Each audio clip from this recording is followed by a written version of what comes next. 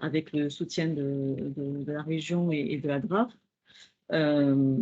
Donc, c'est une feuille de route, en fait, hein, pour notre agroalimentaire régional qu'on a écrit avec les entreprises il y a 2-3 ans. Donc, notre ambition, c'est le Grand Décembre 2025 hein, que vous avez au centre de ce schéma. Notre ambition, c'est de développer en Occitanie une alimentation plus plaisir, plus saine et plus durable avec des entreprises créatrices de valeur sur l'ensemble du territoire. Voilà. La plupart d'entre vous connaissent par cœur cette phrase qui est importante pour chaque mot. Pour arriver à cette ambition, on s'est fixé des défis. Donc, vous les voyez dans les schémas en couleur, c'est donner les moyens aux entreprises de se transformer, restaurer la confiance, construire un pacte d'union régionale et s'approprier un socle collectif fédérateur. Concrètement, pour y arriver, on a 10 actions opérationnelles hein, que l'on a lancées il y a 2 ans. Les actions orange, là, c'est plutôt les actions, 3 actions RH hein, qui sont lancées. Donc autour de l'attractivité des métiers, de la formation, de la QVT, une action sur les nouvelles technologies aussi, une action sur la stratégie, restaurer la confiance, on a une grosse action autour de la RSE qui est menée dans le cadre du contrat. Aujourd'hui, avec l'action filière appro, on est plutôt dans le pacte, dans l'ambition de construire un pacte d'union régionale. Et l'ambition de cette action filière appro, c'est clairement de renforcer la création de filières d'approvisionnement régional en valorisant mieux les matières premières régionales, hein, donc au niveau des entreprises agroalimentaires, mais en lien aussi avec les distributeurs. Et puis, on a une autre ambition aussi, c'est de s'approprier un socle collectif fédérateur avec l'action qui s'appelle Belle Histoire, qui a pour but effectivement de trouver comment on peut parler plus simplement auprès du consommateur de notre agroalimentaire régional. Voilà. Donc, c'est important que vous recadriez ce cadre général.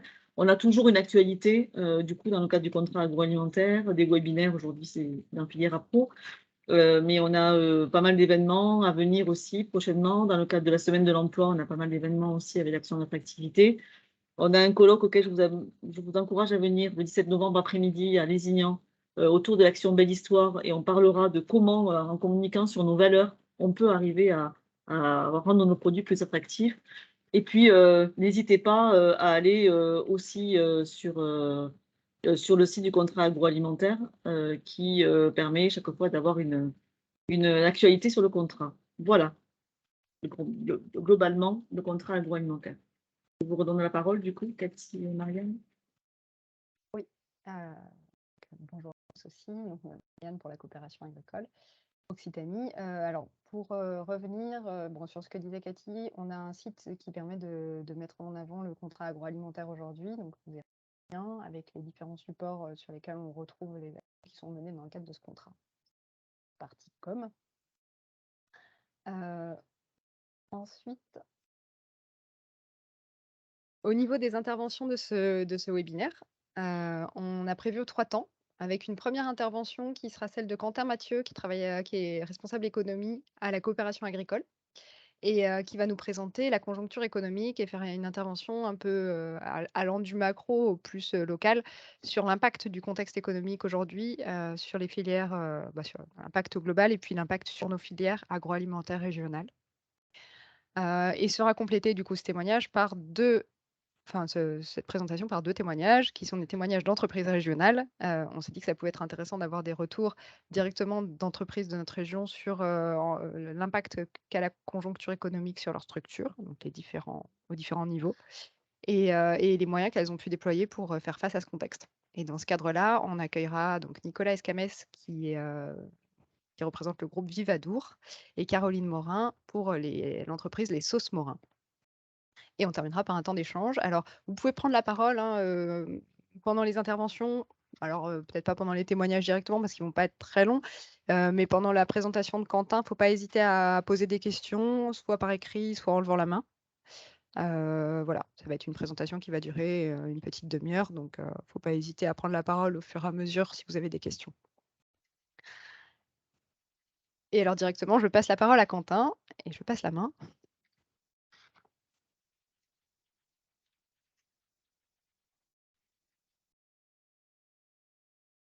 Bonjour à tous. Normalement, est-ce que le diaporama, voilà, normalement il est apparu. Normalement, vous le voyez tous. Il n'y a pas d'impair. Ok, parfait. Alors, bonjour à tous. Je me représente assez rapidement, juste pour un peu préciser le personnage auquel vous avez affaire en cette après-midi un peu morose. Je suis Quentin Mathieu, responsable des études économiques à la coopération agricole, où je suis principalement en charge du suivi de la conjoncture économique. Euh, et en charge aussi de différentes publications, de travaux d'articles qui sont entrés en fait à l'activité économique des coopératives. Le fait est que le contexte actuel, comme vous vous en doutez, est extrêmement perturbé, est extrêmement incertain et que c'est très difficile à l'heure actuelle, d'autant plus lorsqu'on est chef d'entreprise, d'avoir des points de repère et surtout une vision, ne serait-ce que sur les prochains mois, tant l'incertitude et la volatilité sont présentes aujourd'hui sur les marchés. Peut-être avant même de démarrer, on va dire sur un contenu un peu plus formel, déjà illustré par 4 images, en fait, ce qui est en train de se passer à l'heure actuelle, aussi bien d'un point de vue macroéconomique que microéconomique. Les 4 images ici que l'on peut retenir, vous le voyez, c'est en fait une courbe, et bien cette courbe de croissance qui déjà était en train de très fortement ralentir depuis le début de la crise ukrainienne et qui tend maintenant peut-être à montrer des signes de retournement à l'heure actuelle, voire peut-être même de récession. En cela, c'est pour cela que j'introduis mon propos en fait un peu déjà par la conclusion en disant que ah, des gens me disent qu'ils ne voient pas le diapo. Ici, on voit très bien. D'accord. Ici, c'est bon. Écho, quelqu'un J'aimerais bien, par contre, qu'il y a des personnes Merci de couper vos les micros. gens qui nous ont rejoints puissent couper leur micro, Voilà. s'il vous plaît. Voilà. Ok. Bon, on reprend, excusez-moi. Donc, je disais qu'effectivement, on est dans une phase aujourd'hui de retournement de l'économie et peut-être même de récession. Donc, ce qui réclame d'ores et déjà, eh bien, d'anticiper, en tout cas, du moins, le ralentissement économique à venir, voire peut-être, eh bien, aujourd'hui, plus qu'un ralentissement, un retournement de l'économie et de l'activité économique. La deuxième chose, si vous voyez, c'est ce billet qui est en train de brûler, qui indique en fait plusieurs choses. Cela indique aussi donc principalement le phénomène d'inflation, que l'on connaît aussi bien au niveau de la consommation qu'au niveau, de vos coûts, hein, du coût des entreprises, notamment lié au coût de l'énergie, mais pas que, bien entendu, hein. Il y a aussi un renchérissement de d'autres postes de coûts de production qui a pris déjà beaucoup d'ampleur et qui continue de prendre de l'ampleur, hein. Je pense notamment, aux matières premières industrielles, aux coûts salariaux aussi qui sont en train de fortement augmenter. Heu, mais je veux aussi élargir un peu plus le scope étant donné que cette inflation, elle a aussi des répercussions, macro-financières et macro-monétaires, qui sont extrêmement importantes. Alors j'ai monsieur Xavier, qui me dit que le diapo n'est pas visible chez lui. J'en suis navré. Alors moi, je suis sur la page Panorama général, guerre et récession, c'est le titre, mais C'est peut-être bon, que ça n'a pas bougé, je c'est ça? ça n'a pas Non, bougé. ouais. Les joies de la technologie. Heu, donc je parlais, oui, de cette inflation qui a des conséquences, hein, sur vos entreprises, sur les consommateurs et des conséquences aussi macro-financières et qui sont alimentées aujourd'hui par les décisions derrière des banques centrales et des banques centrales européennes, des banques centrales américaines et qui impliquent derrière pas mal de bouleversements, notamment en matière de taux de change. Mais on y reviendra après. Vous voyez que l'intérêt ici est vraiment d'élargir le scope pour bien derrière voir les conséquences que cela peut avoir sur l'activité des entreprises. Nous ferons aussi un bref détour par l'Ukraine, bien entendu, et la guerre en Ukraine qui continue de s'intensifier, qui continue de s'enliser, et qui aujourd'hui pose aussi de très nombreuses incertitudes sur les marchés, en particulier sur les marchés agricoles, qui continuent d'être très fortement perturbés compte tenu du poids aujourd'hui économique et du poids sur les marchés agricoles de ces deux pays. Et enfin, dernier point qui aujourd'hui concerne le phénomène de pénurie que on avait déjà plus ou moins un peu expérimenté lors de la crise de la Covid-19. Phénomène de pénurie aujourd'hui, ou plutôt l'année dernière ou il y a 2 ans aussi, qui était apparu sous une certaine forme, c'est-à-dire plutôt sur les problématiques de logistique, d'approvisionnement sur certaines matières premières. Et aujourd'hui, on se retrouve peut-être confronté, eh bien, à une nouvelle vague, une nouvelle lame derrière de pénurie, mais qui pourrait certainement concerner directement la production, compte tenu d'une part des phénomènes climatiques, par exemple, qui ont touché la France et qui ont impacté une partie des récoltes, mais aussi de la problématique énergétique qui va peut-être contraindre certaines industries, certaines filières à des arrêts de production. Donc, on va essayer justement de déblayer un peu tout ça et d'en tirer des enseignements pour les prochains mois à venir. Dans un premier point, comme je vous l'ai dit, on parle énormément dans un ordre macroéconomique d'un ralentissement, voire même du retournement de l'économie mondiale. Il suffit de regarder ne serait-ce que les projections faites par le FMI et qui, tous les trimestres, sont significativement révisées à la baisse, et en particulier pour les économies avancées. Comme vous pouvez le voir, pour ces économies avancées, alors que nous situons sur un croissance de 2,4% en 2022, 2023 devrait montrer un ralentissement très significatif à 1,1%. Mais ces situations sont très hétérogènes d'un pays à l'autre, et ne serait-ce que pour le cas de la France, les dernières projections de la Banque de France établissent que, effectivement, on est dans une situation, soit on pourrait avoir une croissance très modérée de l'ordre de 0,8%, ou bien une récession de moins 0,5%. Et dans ces deux hypothèses, le scénario central retenu est que le taux de croissance de l'économie française serait nul en 2023. Donc derrière, ça a des implications quant à l'activité économique, la demande et derrière, justement, une certaine forme de désorganisation de l'économie, en particulier si le coût de l'énergie continue d'augmenter à vive allure. Derrière, à savoir qu'il y a surtout au niveau mondial donc les trois principaux moteurs de l'économie mondiale qui sont à l'arrêt ou en état de dégradation assez avancé. Quand vous regardez les États-Unis, vous avez une inflation qui est très forte, de plus 8%, mais qui n'empiète pas ou qui n'entrave pas derrière l'économie américaine de façon très significative, étant donné que le pays ne subit pas la crise énergétique que subit aujourd'hui l'Union européenne. C'est bien ça le problème donc, du côté de l'Union européenne, justement, c'est qu'aujourd'hui, on prend de plein fouet cette inflation et cette crise énergétique, sans derrière des perspectives de croissance qui permettraient d'amortir aujourd'hui cette inflation des coûts. Et le troisième moteur de l'économie mondiale, qui est la Chine, connaît aussi, et on s'attarde beaucoup moins en ce moment, et pourtant il se passe aussi des choses extrêmement importantes.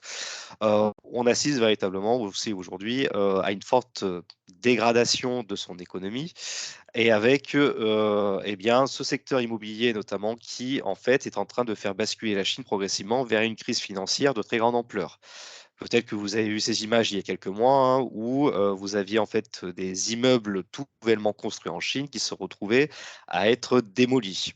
Tout simplement parce que ce secteur immobilier est en très forte crise. Vous avez certains promoteurs comme Evergrande qui sont aujourd'hui obligés de revoir leurs activités, d'être restructurés et donc préfèrent tout simplement détruire aujourd'hui une partie de leur parc immobilier pour éviter de payer des impôts dessus. Mais ça traduit derrière une conséquence plus large, c'est que la Chine, là aussi, connaît de très fortes difficultés économiques et risque de se retirer du marché mondial, notamment du côté de la demande. Et on le voit sur certains produits alimentaires comme le lait, où les exportations de produits laitiers vers la Chine ont très fortement diminué depuis le début de l'année 2022.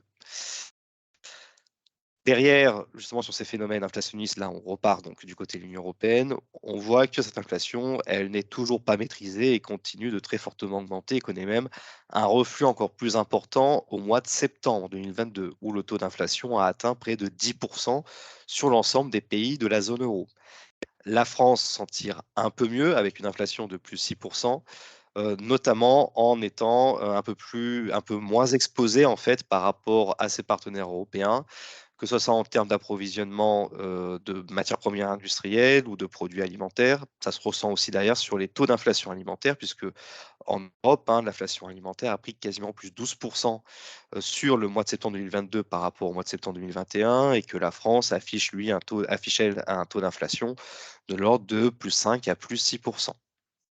Donc pour l'instant, l'économie française est un peu moins impactée que les autres pays de l'Union européenne, mais on voit bien que cela a des conséquences donc multiples, puisque si nos partenaires aussi commencent à tousser économiquement, cela aussi aura des répercussions sur notre propre activité économique.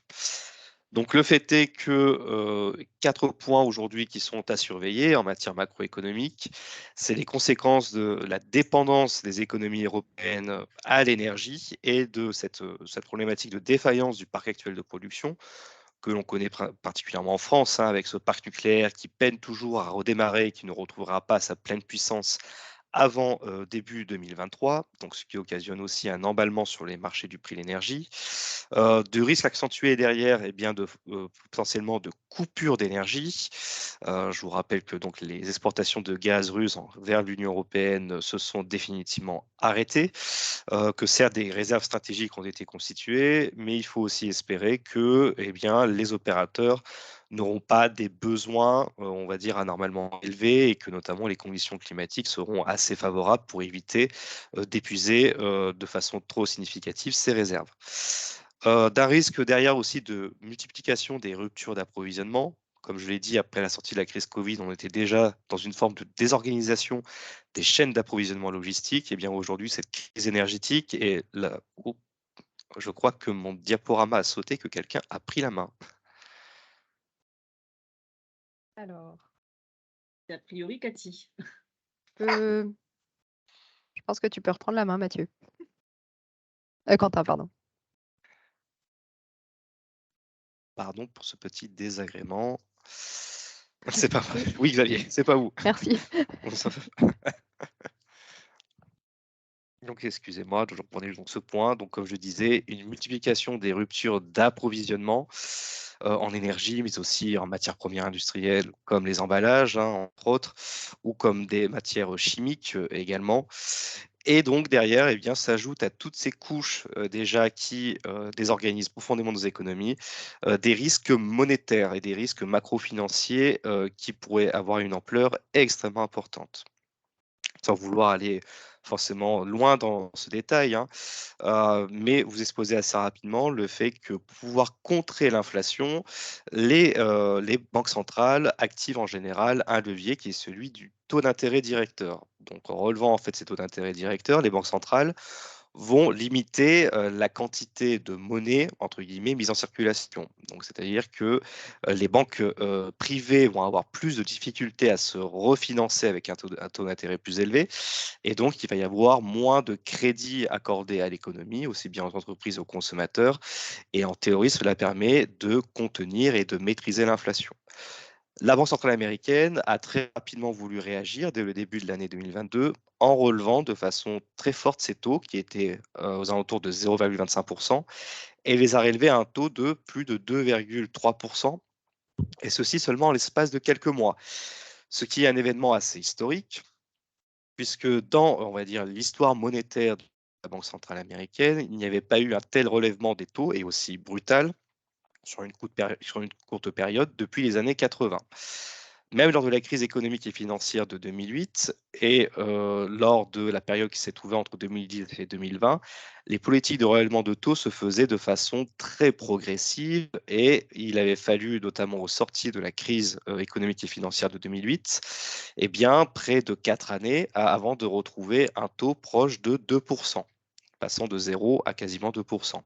Là, en l'espace de quelques mois, la Fed a décidé donc d'appuyer sur le champignon, si je puis dire, justement, et donc de relever très fortement ces taux. Et derrière, ça a des implications très importantes, en particulier vis-à-vis de la Banque centrale européenne.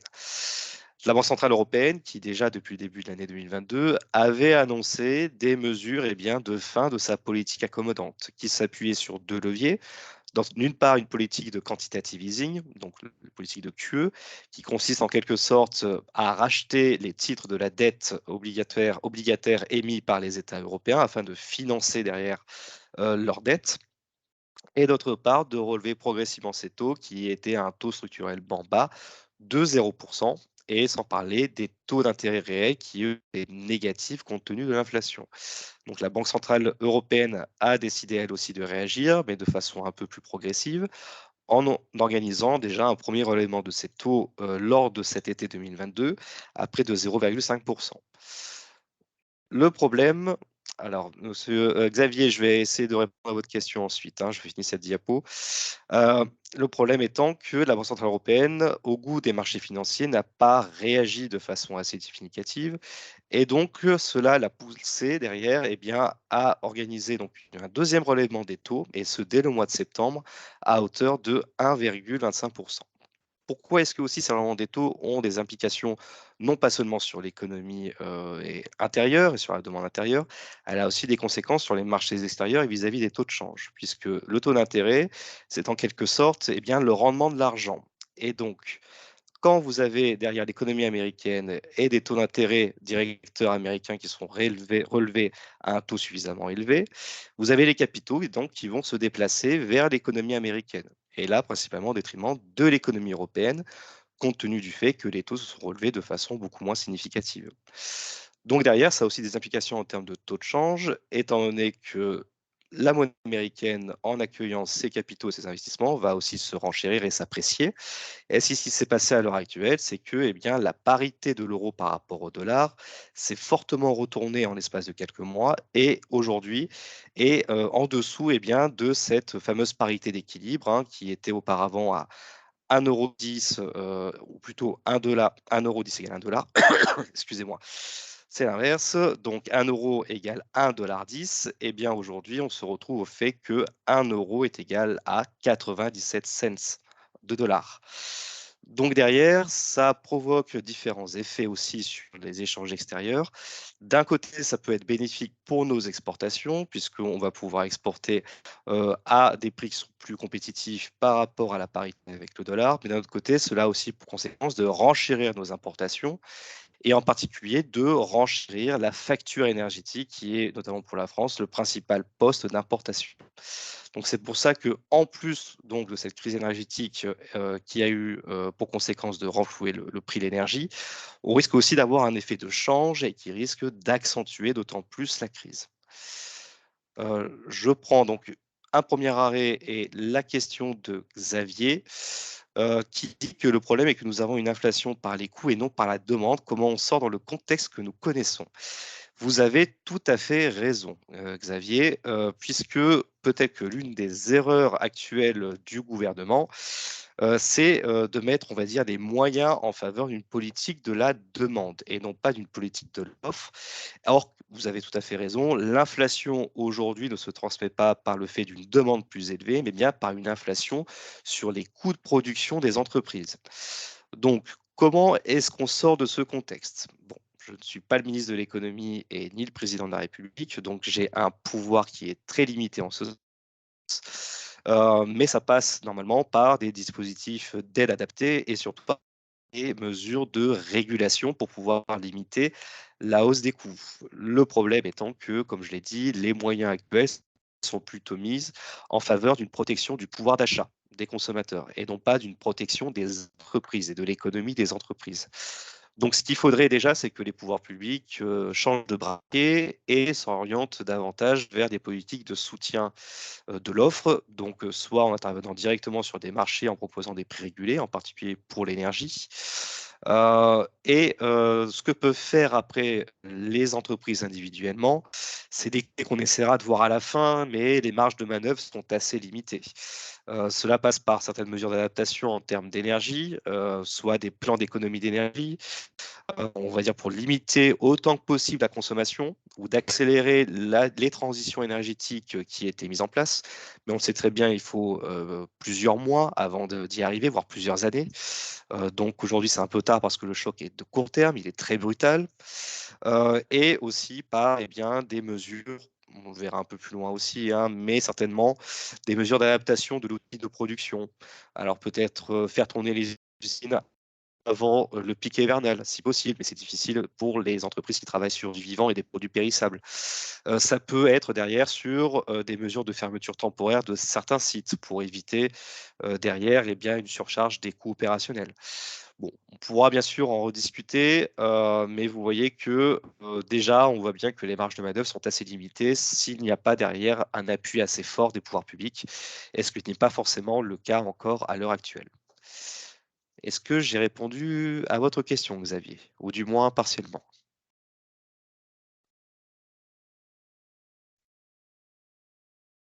Dans l'attente de la réponse de Xavier, on pourra en reparler à la fin. Donc, si on continue d'aller un peu plus loin dans cette analyse, rapidement, un point aussi sur l'Ukraine, bien sûr, où Xavier, vous n'êtes pas optimiste. Ben, je sais. On va essayer de trouver quand même des choses optimistes, mais c'est pas évident. Un petit point sur le marché aussi et sur on va dire l'Ukraine, à l'heure actuelle et la situation en Ukraine, qui, comme vous le savez, aujourd'hui est très incertaine. On a vraiment aujourd'hui une escalade du conflit entre les deux pays qui continue de s'intensifier.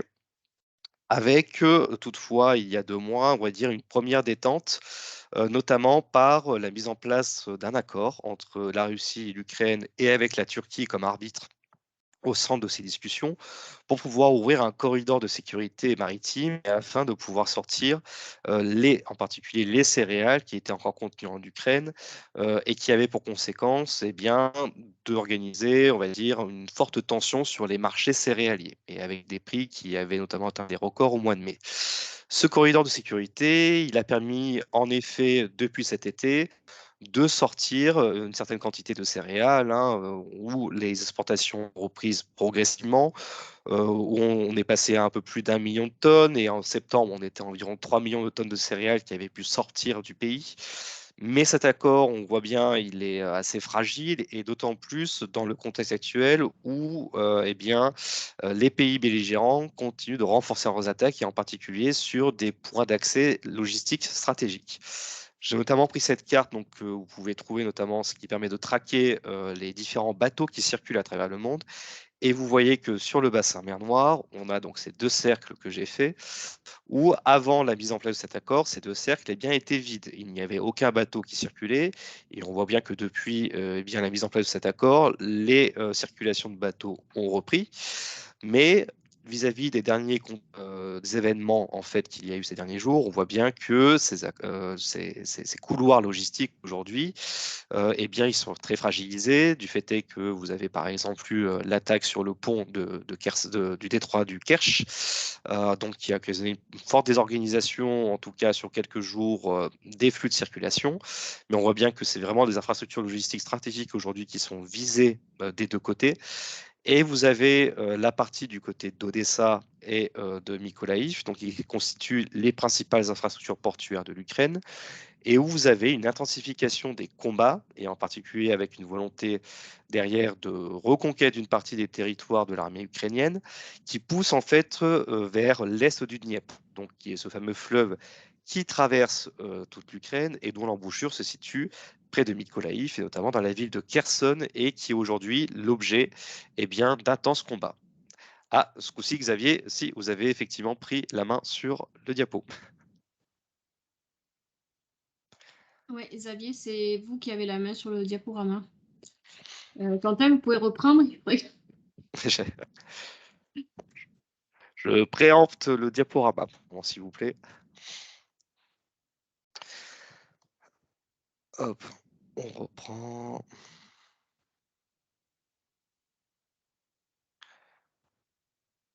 Alors, nous en étions donc ici.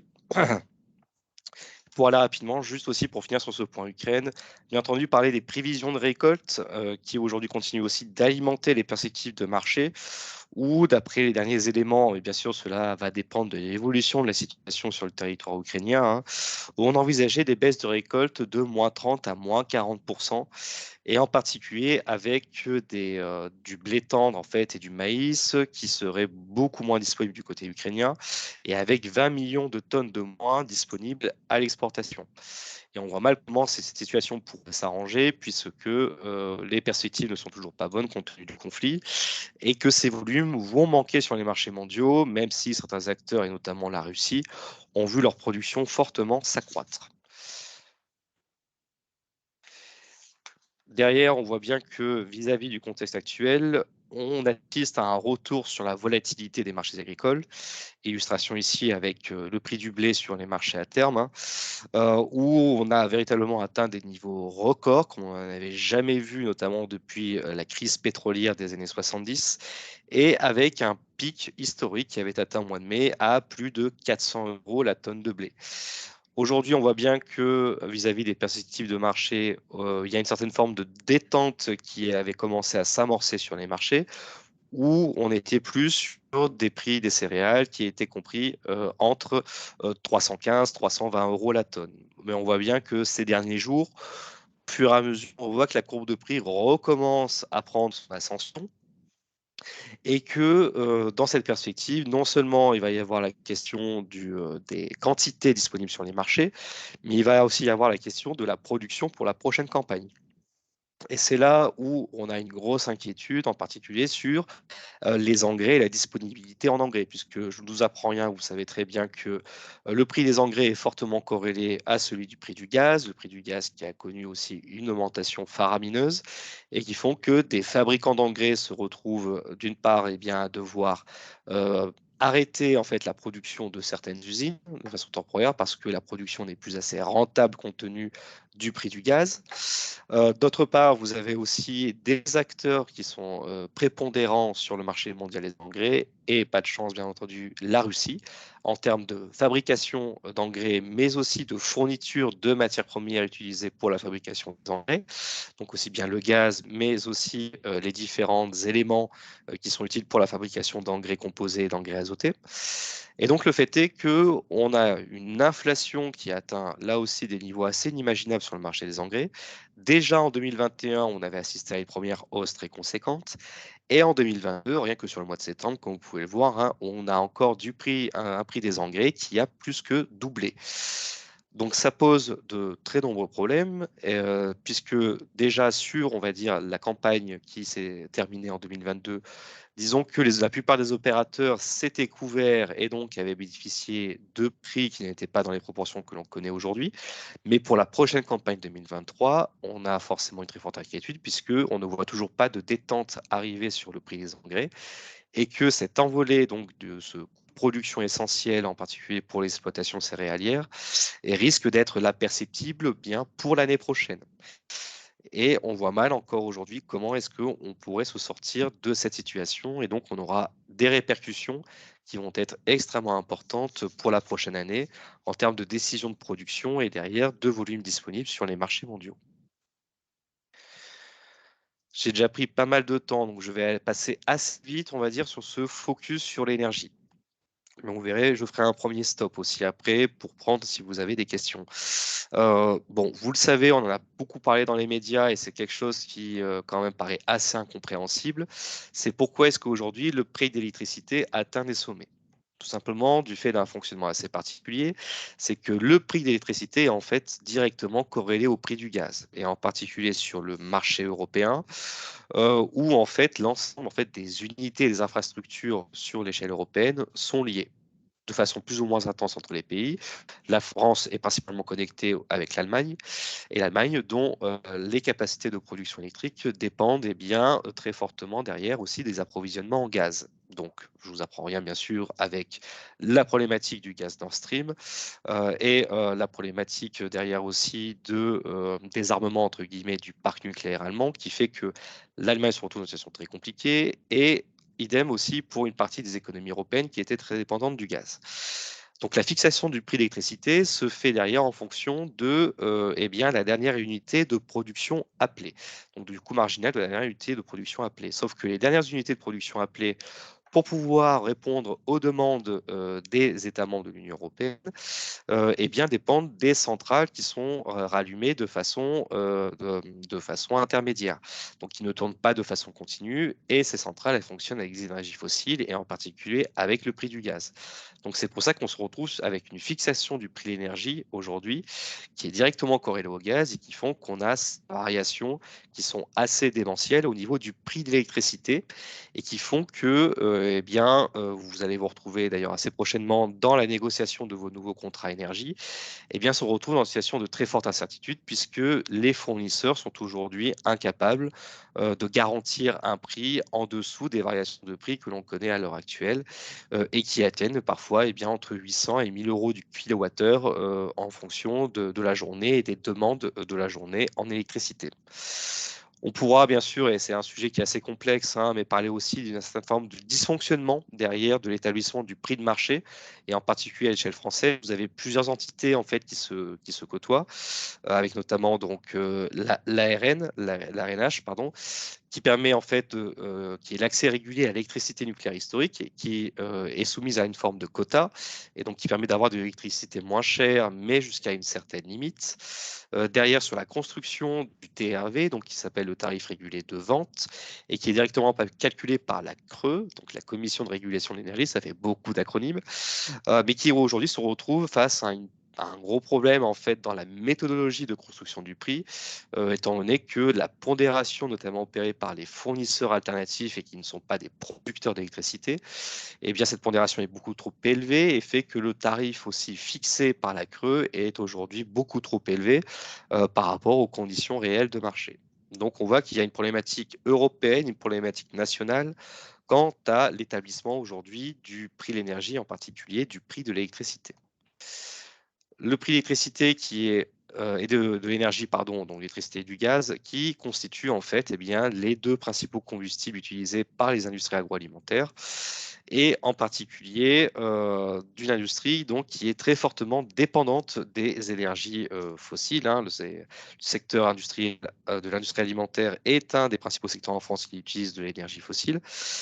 Et ça se retrouve aujourd'hui par des prévisions de prix qui sont extrêmement importantes et qui pourraient peser très fortement sur les coûts de production de l'ensemble de ces filières. Alors, à un degré plus ou moins intense, vous voyez très bien, par rapport notamment aux consommations d'énergie par filière, on voit qu'on retrouve en tête, sans surprise bien sûr, les fabricants de sucre, les produits laitiers et les entreprises de la fabrication de grains et de produits alimacés. Donc le fait est que les conséquences de cette variation du prix de l'énergie, elles vont être hétérogènes d'une filière à l'autre, et donc elles vont avoir des conséquences assez différentes entre les filières. Ce que j'ai proposé par la suite, c'est les travaux que l'on mène actuellement à la coopération agricole, c'est d'essayer d'évaluer aujourd'hui cet impact de la hausse du coût de l'énergie sur les résultats économiques des entreprises. Alors, c'est extrêmement compliqué, puisque entre ce qui se passe à un niveau macro et ce qui se passe à une échelle comptable, faire le lien n'est pas tout à fait évident. Mais on peut plus ou moins déjà avoir une certaine idée, une certaine fourchette aujourd'hui des conséquences de cet envolée du prix de l'énergie. En particulier, vous voyez ici, donc, si on fait une décomposition par filière, on voit bien que en fonction des hypothèses retenues, donc c'est-à-dire que si on estime que le prix du gaz et de l'électricité qui va être fixé dans les contrats va être multiplié par 2,5, eh bien, on voit bien qu'on aboutit déjà à une facture donc, qui fait plus que doubler, et jusqu'à peut-être des prix d'énergie qui atteignent des sommets avec une multiplication par 5 de la facture.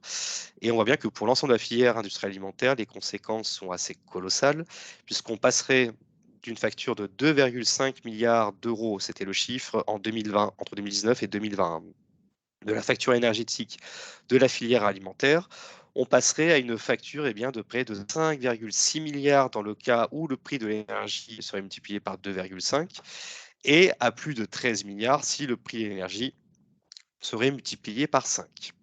Derrière, en termes de conséquences, et en particulier sur l'excédent de brut d'exploitation des entreprises, comme je vous l'ai dit, ce n'est pas forcément évident à modéliser, puisque d'un point de vue, on va dire ici, macro-comptable, c'est le tableau en haut à droite, qui est utilisé par l'INSEE, qui en fait retranscrit les comptes de la nation, et en particulier les comptes des différentes branches d'activité économique de la nation.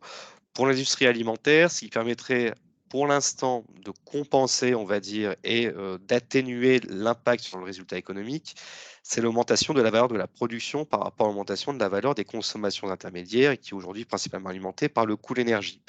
Donc on aurait un EBE qui resterait relativement stable entre 2021 et 2022, mais comme vous pouvez le voir, depuis le début de l'envolée des prix de l'énergie qui a eu lieu en 2021, le BE a déjà été très fortement réduit sur l'ensemble de la filière alimentaire, avec une perte de 4 milliards d'euros.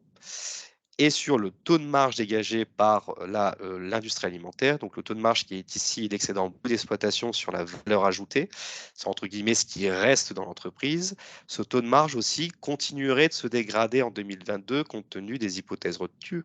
Et ce taux de marge, ne serait-ce que sur 2021-2022 par rapport à la période précédente, donc entre 2019 et 2020, il a déjà perdu près de 6 points. Et 2023, donc, sera d'autant plus impactant compte tenu du fait que, eh bien, si la valeur de ces consommations intermédiaires, en particulier donc liées à l'énergie, continue d'augmenter, que la valeur de la production connaît en fait eh bien, un essoufflement, donc c'est-à-dire que si les prix derrière de la production ne suivent pas, eh bien, on va avoir un resserrement très fort derrière de la marge économique des entreprises et certainement des conséquences derrière en termes bien, de fermeture d'usines, de licenciements ou d'arrêt de production.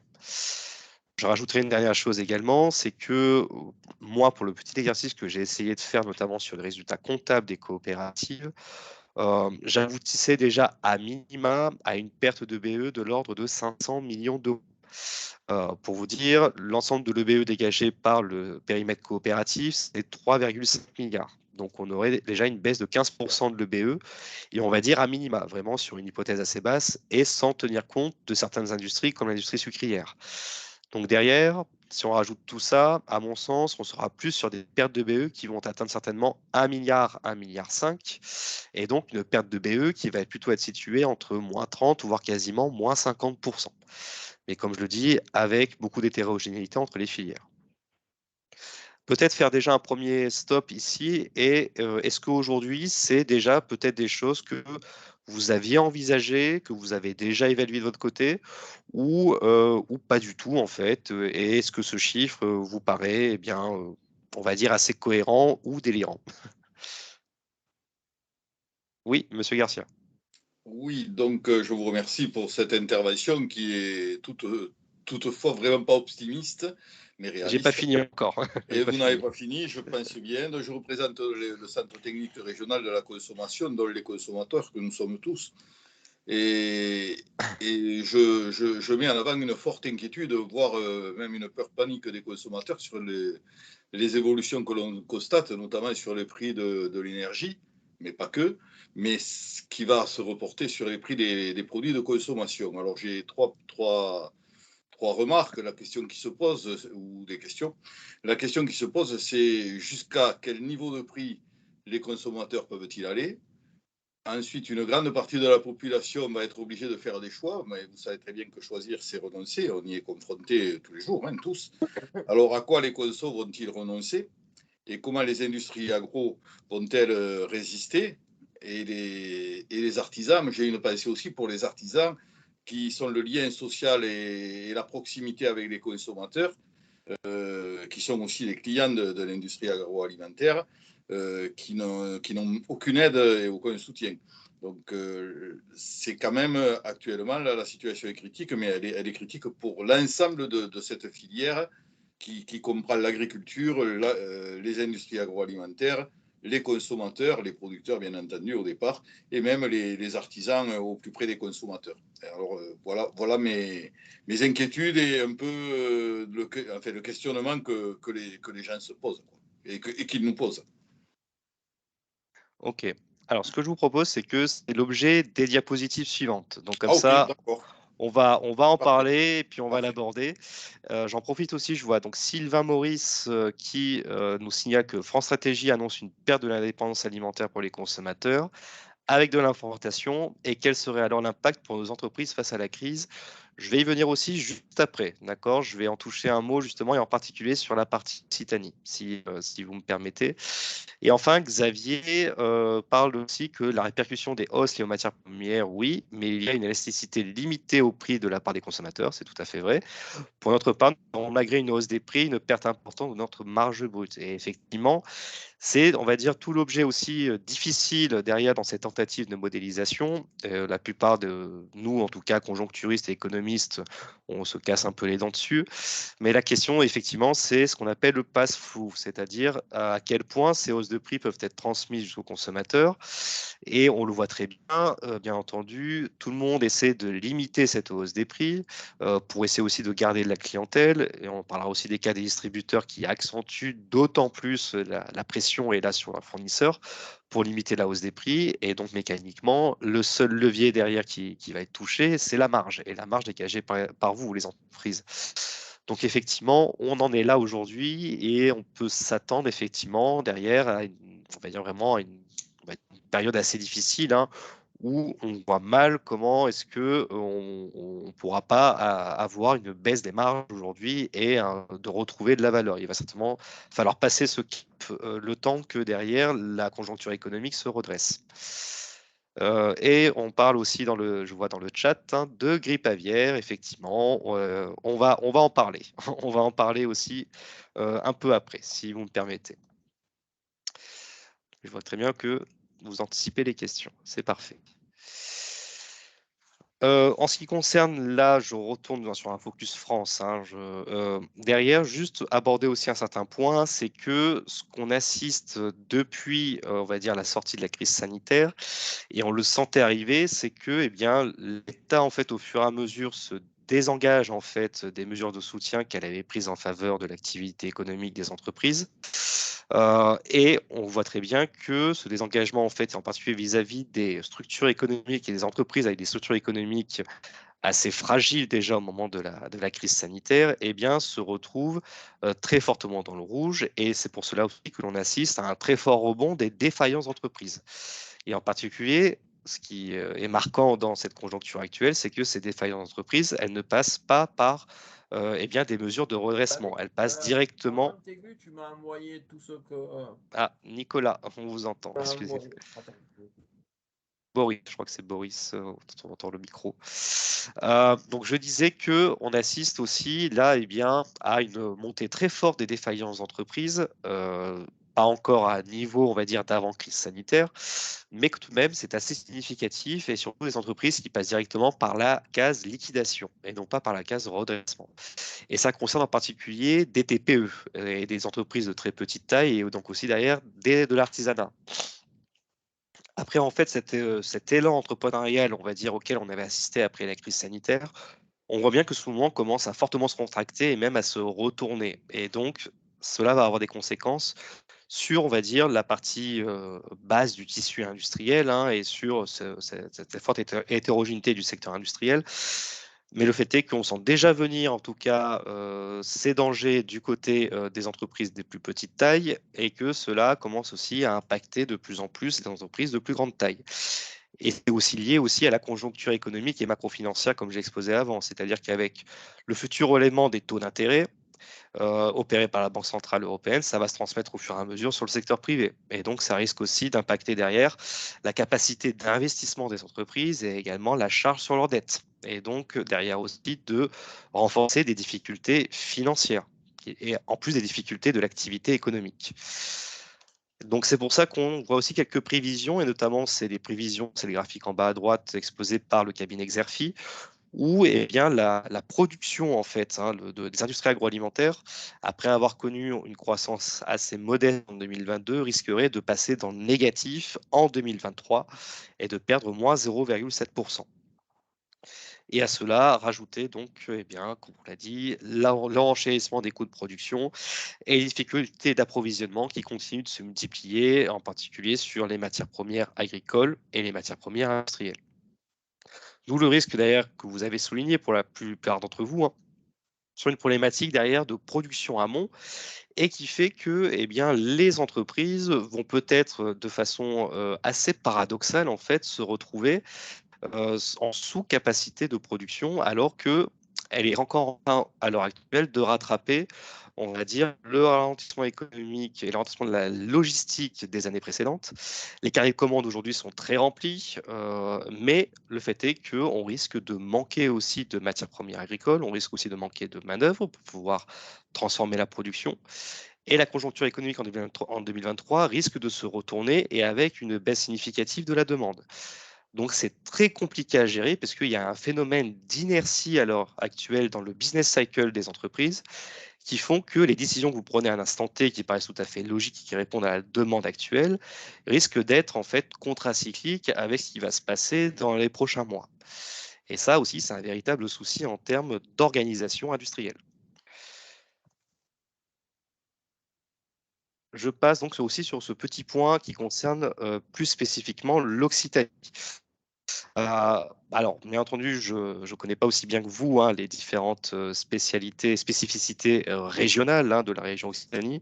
En matière d'industrie alimentaire, moi, pour ce que j'en sais, c'est que c'est un secteur industriel qui est assez dense, hein, puisque c'est le 4e bassin derrière au niveau national hein, d'effectifs agroalimentaires sur l'ensemble du secteur agroalimentaire. C'est également le 2e bassin en nombre d'unités légales et surtout, avec une certaine spécificité ici, c'est une très grande diversité dans les productions que vous faites sur le territoire occitan. Donc c'est un aspect qui est très intéressant et qui fait que, eh bien, forcément, avec la conjoncture actuelle, les effets sont multiples et très différenciés d'une filière à l'autre. Ce que j'ai retenu, moi aussi, principalement, c'est que sur la filière céréalière dans la région Occitanie, il y a eu des impacts très conséquents de la sécheresse, en particulier sur la production de maïs. Donc derrière, qui va aussi avoir des conséquences en matière de renchérissement du coût de l'alimentation, en particulier pour les activités d'élevage ou de fabrication d'aliments du bétail et qui fait qu'effectivement, il y a cette thématique de perte d'indépendance alimentaire, mais non pas que peu pour les consommateurs, mais aussi pour les industries alimentaires, qui va peut-être toucher assez fortement derrière l'Occitanie. Il y a une problématique aussi de décapitalisation des cheptels, alors les cheptels bovins, aussi bien lait que laitant, et une problématique pour les filières palmipèdes, pelle, gras et volaille. Donc, comme vous l'avez dit, avec la grippe aviaire qui a occasionné de très forts dommages et qui fait que la filière commence tout juste aujourd'hui à se remettre en marche, que les capacités de production sont encore loin d'atteindre 100%. Et en particulier aussi, vous avez une partie des éleveurs en amont qui ont certainement arrêté leur activité. Donc effectivement, la problématique, c'est qu'on risque d'avoir aussi un problème de matière, en fait, d'approvisionnement en matières premières agricoles. Et comme vous le dites aussi, en certains produits dérivés. Et donc c'était écrit dans le chat hein, sur effectivement aussi les apports en termes d'engrais et d'engrais organiques. Donc effectivement, l'ensemble de ces phénomènes fait qu'on a véritablement un risque de perte d'indépendance alimentaire. Mais comme je le dis, pas seulement pour les consos, mais aussi pour les industriels. Un petit point aussi rapide sur la filière fruits et légumes, qui a été très fortement malmenée par les événements climatiques de l'année 2022, entre les phénomènes de gel, de grêle sur la période printanière, puis la période de sécheresse à l'été. Là, on est aussi dans une période extrêmement humide, donc voilà, on a extrêmement d'alternance, on va dire, et de variabilité dans le climat. Donc ça a des conséquences d'une part sur les cultures de plein champ, mais également aussi sur la thématique énergétique, en particulier sur le gaz et les productions sous serre, qui risquent de très fortement atteindre et d'éroder derrière la rentabilité économique de ces structures.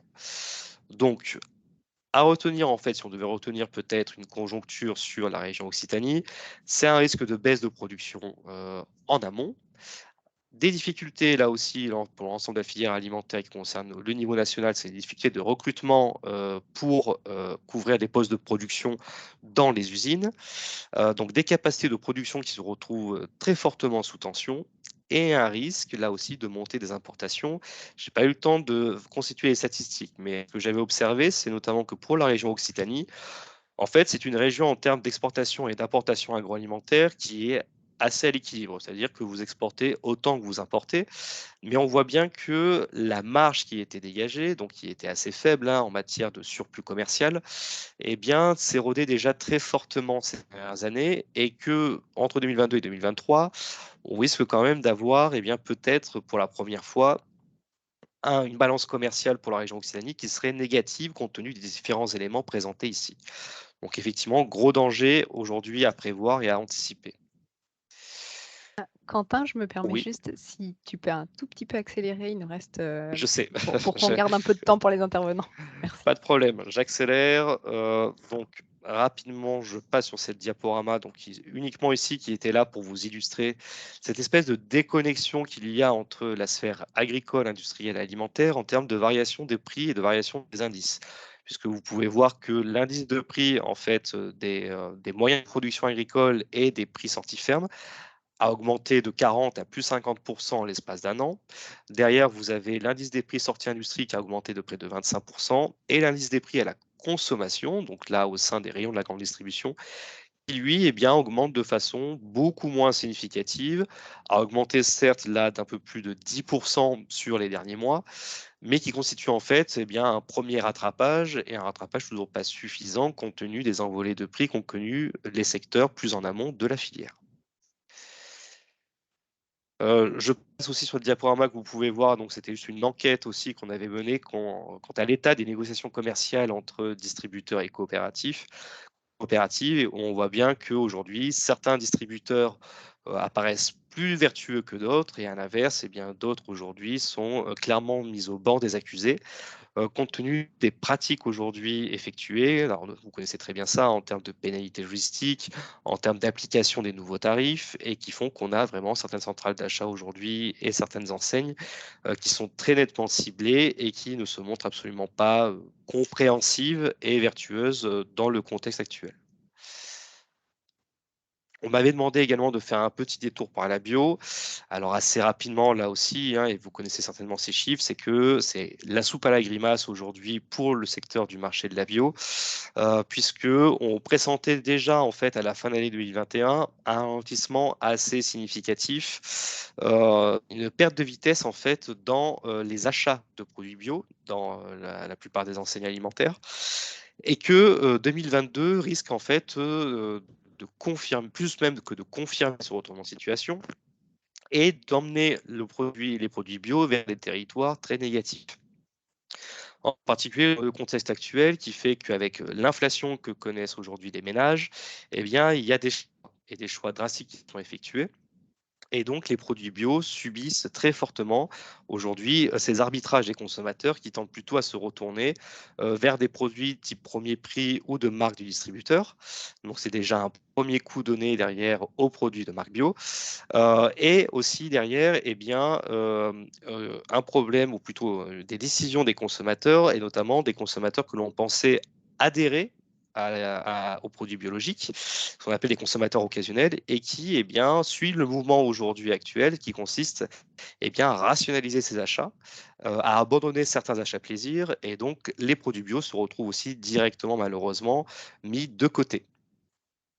Et on pourrait également rajouter aussi le fait que socialement, les préoccupations des consommateurs s'orientent davantage vers l'économique, vers le portefeuille, et délaissent derrière toutes les aspirations qui pourtant étaient des déterminants d'achat très forts entre 2020 et 2021 vis-à-vis des enjeux environnementaux et des enjeux de santé. Donc, le fait est qu'aujourd'hui, la baisse des volumes pour le marché de la produit bio en grande distribution, il est très fortement tiré à la baisse, puisqu'il a perdu près de 7,6% en volume, et que malgré la hausse des prix, là aussi, le chiffre d'affaires, même en valeur, subit lui aussi une baisse très forte à moins 5,6%. Je rajouterai également un dernier point, c'est que dans les arbitrages et les choix des consommateurs, il y a un type de produit qui est fortement délaissé, c'est tous les produits du frais libre-service. Et ça concerne aussi très fortement des viandes et des fruits et légumes. Et les fruits et légumes, ça constitue aussi une grande part de l'offre disponible en produits biologiques. Donc on a véritablement l'ensemble de ces phénomènes qui convergent et qui font qu'aujourd'hui, le bio se retrouve en très forte perte de vitesse, et qu'il y a un très fort risque derrière que le bio soit en quelque sorte perdu de vue auprès des consommateurs. Et donc, il va falloir se montrer, on va dire, assez résilient et attendre que la vague passe pour pouvoir réamorcer de nouveau derrière une croissance du secteur de l'activité de produits biologiques. Je passe sur cette dernière diapo également, puisque j'ai déjà peu de temps, mais ça va dans le sens en fait de ce que je viens de dire, et en particulier sur ces arbitrages des consommateurs qui ressentent leurs achats vers des produits de premier prix de la MDD. Et vous voyez avec une inflation dans les rayons, là ici qui est plus précise, puisque c'est un panel constitué par l'IRI, une inflation alimentaire qui a atteint en septembre 2022 plus 10%. Et on est sur une moyenne de plus 4,2% sur l'ensemble de l'année 2022. Donc ça nous traduit aussi qu'on va se diriger progressivement vers des taux d'inflation qui dépassent les 10% sur les prochains mois, et qui devrait voir l'année 2022 se boucler avec un taux d'inflation moyen entre 5,5 et plus 6%, et c'est assez probable. Derrière, la problématique, je n'ai pas le temps aussi forcément d'en parler plus, c'est qu'il y a de très fortes tensions avec le secteur de la grande distribution pour faire passer des hausses tarifaires, qui pourtant ont l'air assez fortes compte tenu des données présentées, mais qui ne sont pas assez fortes compte tenu de la réelle évolution des coûts de production supportés par les industries alimentaires. Mécaniquement, c'est donc la marge derrière qui est directement atteinte des industries alimentaires. Et on le voit, le taux de marge, c'est le graphique en bas à droite, a atteint un niveau historiquement bas au quatrième trimestre 2021, avec une marge inférieure à 30%. Et surtout, continue de se niveler vers le bas et à être à un niveau structurellement bas, en dessous donc de 40%. Dernière diapositive, et après je laisserai la parole donc, aux autres intervenants et à vos questions, sur quelle matrice SWOT aujourd'hui on peut opérer dans ce contexte qui est extrêmement pessimiste et dans lequel on ne voit pas réellement derrière de sortie et d'issue favorable. Rappelez, bon, peut-être déjà une première chose, c'est que le secteur coopératif a peut-être un avantage par rapport au secteur de l'industrie alimentaire classique, c'est qu'il est davantage résilient. Il est davantage résilient parce que ses approvisionnements proviennent quasiment à 100% derrière de ses adhérents coopérateurs. Donc, il y a déjà, on va dire, une maîtrise des volumes qui est assez importante pour les coopératives. Et elles se sont montrées davantage résilientes dans les crises et dans les crises économiques, puisqu'elles ont généralement affiché un taux de survie qui était bien supérieur aux industriels privés, notamment du fait d'une certaine forme de robustesse économique et financière. Toutefois, il y a bien sûr des faiblesses qui continuent de s'accentuer, des difficultés d'accès au financement qui vont d'autant plus se renforcer dans le contexte macro-financier actuel, des difficultés aussi en termes de rentabilité économique de certains outils de production, et qui posent donc là aussi une problématique derrière en termes de gestion stratégique des entreprises et en particulier de gestion des outils de production où il va certainement falloir opérer un certain mouvement derrière de rationalisation et de restructuration. Et les faiblesses, bien entendu, elles ont été exposées tout au long de cette présentation, c'est cette explosion des coûts de production, c'est ce phénomène de contraction de la demande qui commence à se faire jour et qui va certainement être très fortement perceptible à l'horizon 2023. Et derrière aussi des aléas géopolitiques, bien entendu, qui sont extrêmement présents, et des aléas, mais aussi climatiques et sanitaires, qui, en quelque sorte, selon moi, ne deviennent plus des aléas, puisque cette variabilité, en fait, du climat et des événements sanitaires, elle devient structurelle. Il va falloir désormais se préparer chaque année à subir de nouvelles crises, et donc à ne plus chercher forcément à éviter, on va dire, le danger et le risque, puisque celui-ci sera toujours là. Et je pense que c'est peut-être ça aussi une des clés derrière quand on envisage son activité économique dans les prochaines années, c'est que le risque il devient structurel, on ne peut plus l'éviter, et donc il faut mettre en place des structures suffisamment résilientes face à ça. Donc, les opportunités derrière que l'on peut aussi en découdre, c'est cette volonté affichée des pouvoirs publics, mais aussi une volonté assez générale de l'ensemble des acteurs économiques d'opérer à une forme derrière on va dire, de relocalisation d'une partie de nos activités, et notamment de nos activités industrielles et qui touchent l'industrie alimentaire, et d'opérer à certains mouvements d'accélération des transitions, et notamment des transitions liées à l'énergie et à l'environnement. Bien entendu, ça va être difficile dans le contexte financier actuel, et notamment vis-à-vis des capacités d'investissement.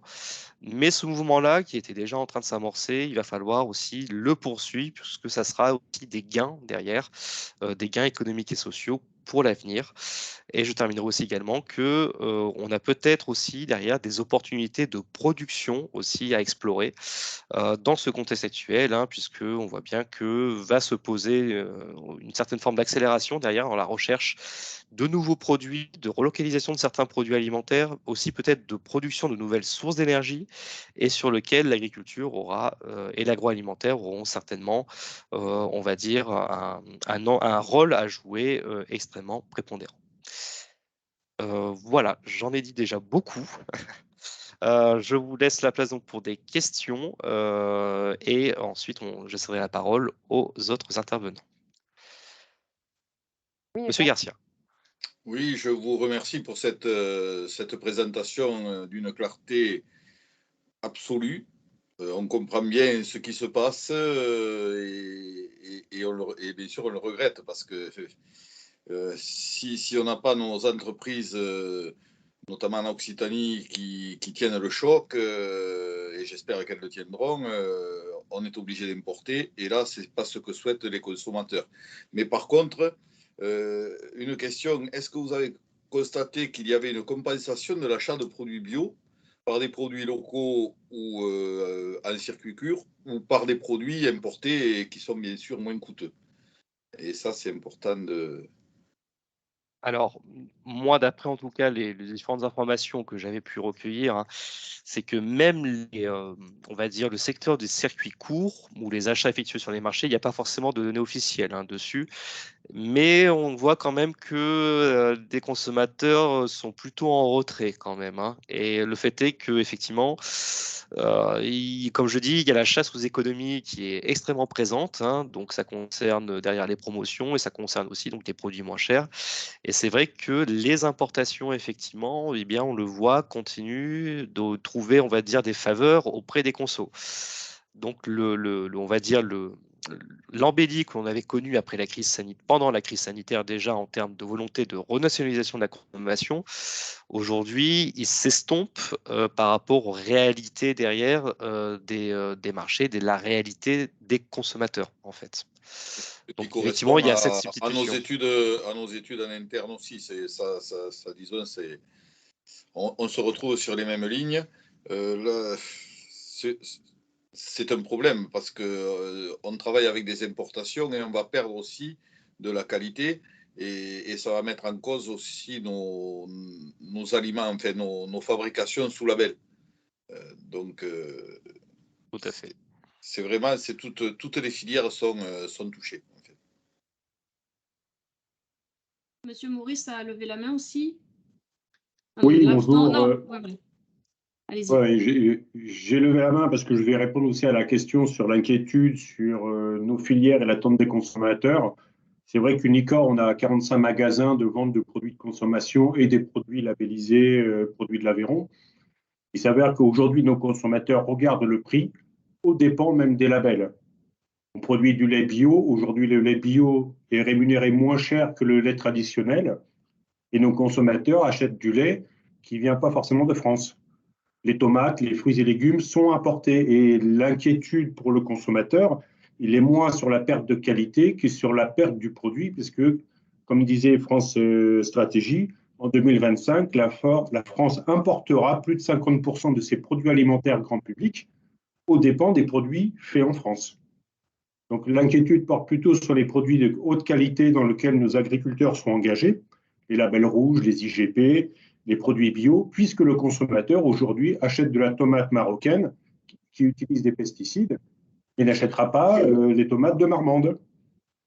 Tout à fait, voilà, on se rejoint voilà, et on est très inquiet. Aujourd'hui, l'inquiétude pour nous, producteurs coopératifs, c'est si on n'a pas de filière de consommateurs, tout le monde ne fait pas du vin de luxe, hein, tout le monde ne fait pas du Châteaubriand. Aujourd'hui, tout le monde ne fera pas de la tomate et après-demain, s'il n'y a pas de consommateurs pour acheter les produits français de haute qualité, nos agriculteurs vont se détourner de la bonne pratique parce que de toute façon, s'ils ne vendent pas, ils arrêteront d'investir dans la bonne production.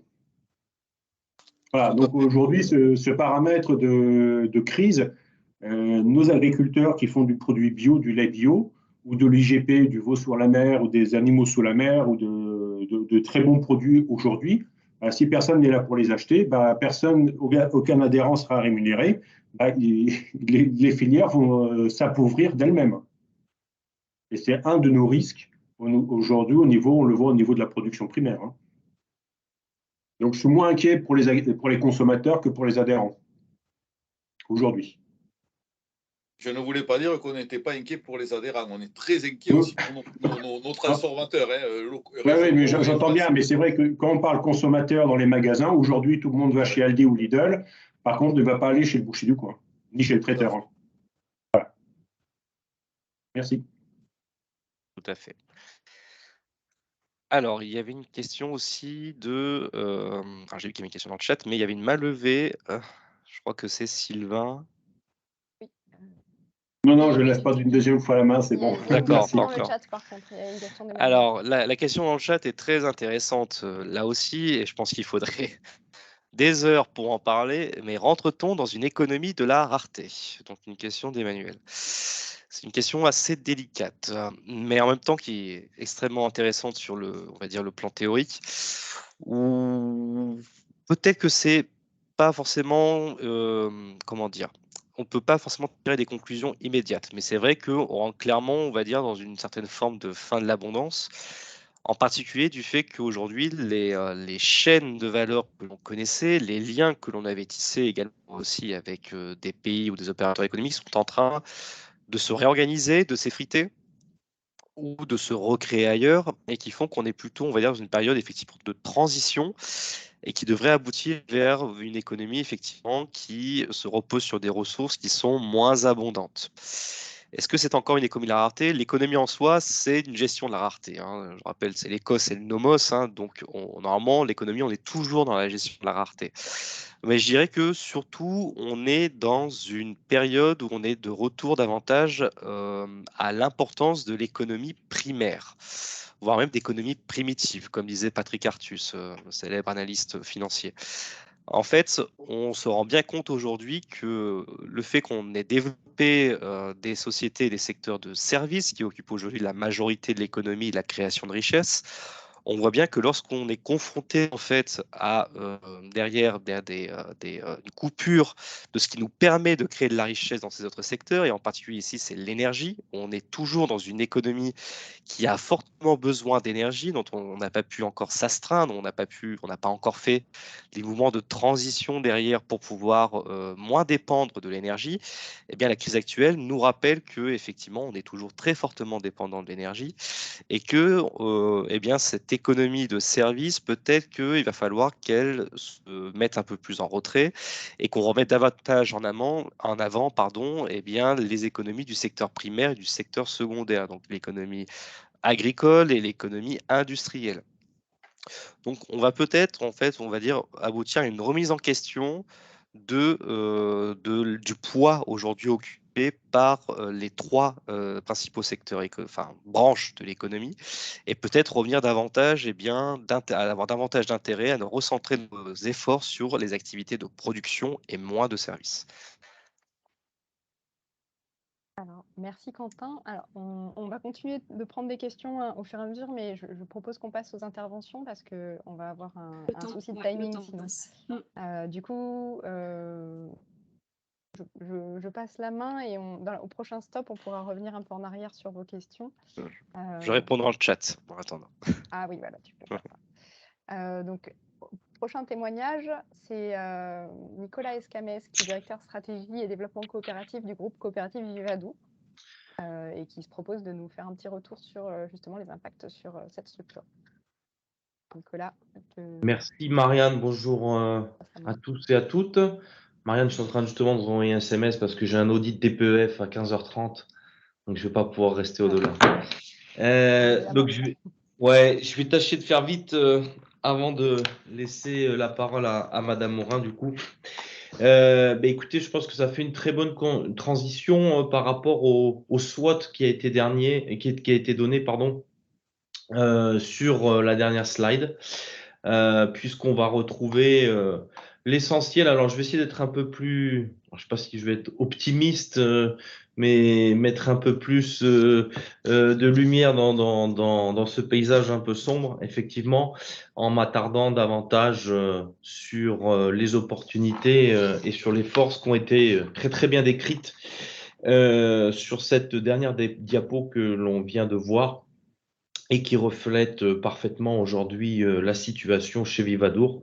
Donc pour ceux qui ne nous connaissent pas, nous sommes un groupe coopératif polyvalent, multi-activités, comme vous le voyez ici à l'écran. Je vais pas vous les détailler. Nous sommes basés donc dans le Gers. Et en fait, notre polyvalence et nos différentes activités reflètent complètement la typologie des structures d'exploitation au cœur de la Gascogne. Que ce soit sur des structures polyvalentes avec de l'élevage en volaille, en palmipède, en bovin, ainsi que des grandes cultures, céréales, oléoprotagineux, et puis les semences. Donc Vivadour, on est basé à Riscle, donc nous on est tout au bout de la région Occitanie, tout à gauche, à la limite des Landes. Voilà, donc on est sur un secteur effectivement qui comprend une grande polyvalence, une grande diversité des productions.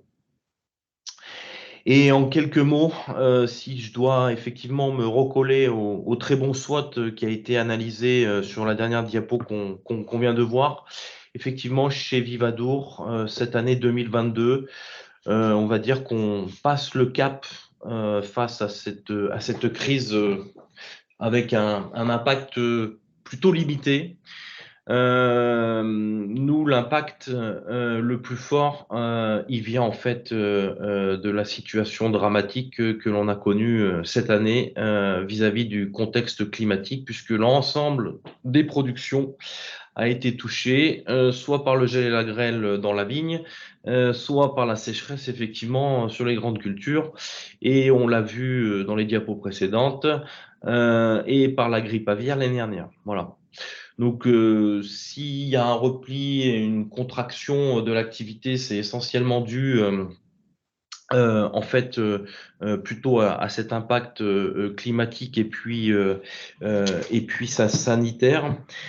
Ce qui était intéressant de souligner effectivement, c'est le mot résilience. Cette polyvalence dans nos différentes productions nous amène effectivement à la résilience. La typologie, la diversité de nos productions et nous, effectivement, nous sommes positionnés à la fois, bien sûr, sur la chaîne du conventionnel et du standard, et il faut de l'alimentation pour tous, ainsi que le bio et les produits donc type label rouge avec davantage de valeur ajoutée. Voilà, donc on fait effectivement à la fois sur la diversité des productions, mais également sur les différents critères de production, ce qui nous permet de jouer là-dessus et vraiment d'avoir une très bonne résilience par rapport à ça. D'un point de vue énergie, si on fait un petit focus par rapport à l'énergie, le groupe Vivadour a été assez précurseur, il y a déjà plus de 7-8 ans, assez précurseur de mettre l'accent sur les énergies renouvelables, que ce soit sur le photovoltaïque ou que ce soit sur la production de biomasse à vocation énergétique. Et donc aujourd'hui, même si ça représente une part qui n'est pas la plus prépondérante dans notre fourniture d'énergie, on peut considérer que grâce à la production d'électricité source photovoltaïque sur nos infrastructures groupes, et notamment sur les plus gourmandes, comme par exemple sur notre usine et notre station de traitement de semences, ça nous a permis vraiment de venir réellement tamponner ce surcoût d'énergie, associé également avec une très bonne gestion, une très bonne prise en compte de contrats pluriannuels sur l'énergie. Voilà. Donc à souligner bien sûr également le bouclier du gouvernement pour limiter cet impact sur la hausse. Et clairement, s'il n'est pas reconduit, 2023 s'annonce effectivement très compliqué avec une facture multipliée par 3. Multiplié par 3, ce n'est pas effectivement, on a pu voir, si on parle un petit peu plus en termes économiques, des ratios de BE sur valeur ajoutée. Alors j'ai bien noté entre 37 et 40%. Alors nous, chez Vivadour, on n'est pas habitué à ces niveaux-là, donc c'est pour ça qu'on doit arriver à passer les crises. Donc, écoutez, ça fait bien longtemps qu'on a fait face à toutes les restrictions nécessaires sur tous les plans d'économie possibles, et ceci à tous les niveaux. Donc, voilà, on est plutôt assez serein pour pouvoir tenir ces marges. Pour l'instant, je dis bien pour l'instant, on arrive à faire passer les hausses à l'aval. Que ce soit sur nos filières en propre de transformation alimentaire, mais également à la grande distribution ou aux agro-industriels. Jusqu'à quand, effectivement, je pense que ça va coincer à partir du deuxième semestre 2023, et on l'a vu dans les différentes diapos sur le repli de la demande. Qu'est-ce que je peux vous dire d'autre que j'avais noté d'important? Oui, si un élément aussi également important, et on l'a vu dans la très bonne présentation qui a été faite également sur le marché des céréales, puisque environ 50% de notre chiffre d'affaires est bien sûr réalisé sur la partie grande culture. Donc, pour les plus connaisseurs, effectivement, nous avons été fortement à la chasse et en anticipation sur le financement des appels de marge, sur le financement des céréales. Très tôt dans l'année, nous sommes montés auprès de France Agrimaire pour redemander des relevés de plafond pour pouvoir financer la trésorerie sur ces appels de marge de céréales. Nous avons été partiellement entendus. Étant donné la structure financière du groupe Vivadour assez solide, et notamment pour faire le dos rond pendant ces périodes, et de la relation bilatérale avec nos banques, on a pu faire le complément. Mais clairement, si j'ai une demande à faire, effectivement, il y a des messages à faire passer. Je crois qu'il y a une réunion demain matin à la région, emmenée par COP de France, par la coopération agricole Occitanie également. C'est bien sûr appuyé sur ce point-là, voilà, qui nous paraît essentiel, hein, puisque c'est quand même le gros du réacteur et ce qui nous mobilise le plus de BFR. Pour le reste, ça va aller. Voilà. Voilà. Et donc, sur les axes stratégiques, écoutez, nous, en ce qui concerne Vivadour, on va déployer à partir de la fin de l'année un nouveau plan stratégique, Ambition 2025, donc pour les 3 prochaines années. Et donc, sans vous le détailler, effectivement, on aura l'occasion d'y revenir fin d'année, clairement, encore plus accentué par cette année. Il y a un axe fort de capitaliser sur le savoir-faire acquis autour des énergies renouvelables. Donc du photovoltaïque et du biogaz, hein, avec injection, et ceci afin également pour accompagner et accélérer notre transition énergétique, hein, sur des groupes assez consommateurs comme le séchage du maïs, hein, et puis notre activité semence. Voilà. J'étais un petit peu rapide, mais je me cale à l'horaire à 15h27. Voilà, si vous avez une ou deux questions, il n'y a pas de souci. Merci. Oui, merci Nicolas pour l'intervention. Effectivement, si vous avez des remarques ou des questions qui vous viennent, n'hésitez pas à alors soit lever la main, vous pouvez les poser en direct, soit écrire ça dans le chat. Et peut-être pour enchaîner, on les prendra au fur et à mesure, du coup, le temps que vous les écriviez. Cathy, je te laisse prendre la main sur la présentation suivante. Je ne sais pas si Caroline est avec nous. On ne t'entend pas, Cathy. Ah, pardon, oui, Caroline, voilà, je disais, j'espère que vous arrivez à vous connecter. Donc maintenant, voilà, nous allons voir le témoignage de Caroline Morin, donc directrice générale des sauces Morin, et qui va nous expliquer comment elle a anticipé et comment par rapport à la crise. Caroline, je vous laisse la parole. Merci. Bonjour. Donc, nous, on est une toute petite PME. Alors, pardon, je suis un peu enrouée. On a 18 salariés et on fabrique que des sauces fraîches. Donc, j'ai la chance de travailler avec de l'huile pour 80% de mes matières premières, avec des jaunes d'œufs et de la moutarde. Voilà, en gros. Donc, nous, est-ce qu'on a vu venir la crise, l'exaugmentation de prix il y a des matières premières comme la moutarde, je pense qu'on a été informés comme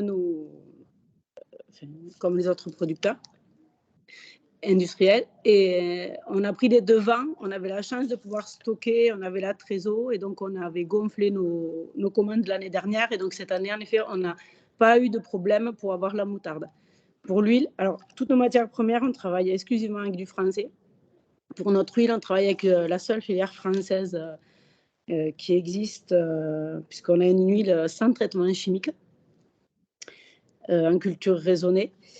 Ça fait des années qu'on travaille avec eux. On est très respectueux de leur travail et on travaille vraiment main dans la main. Et c'est vrai que ce travail-là nous a permis d'avoir des prix. Ça fait des années qu'on paye notre huile beaucoup plus cher que l'huile du marché. On l'a fait en conscience, c'était un choix. Mais c'est vrai que ça nous a permis pendant le Covid d'avoir de l'huile.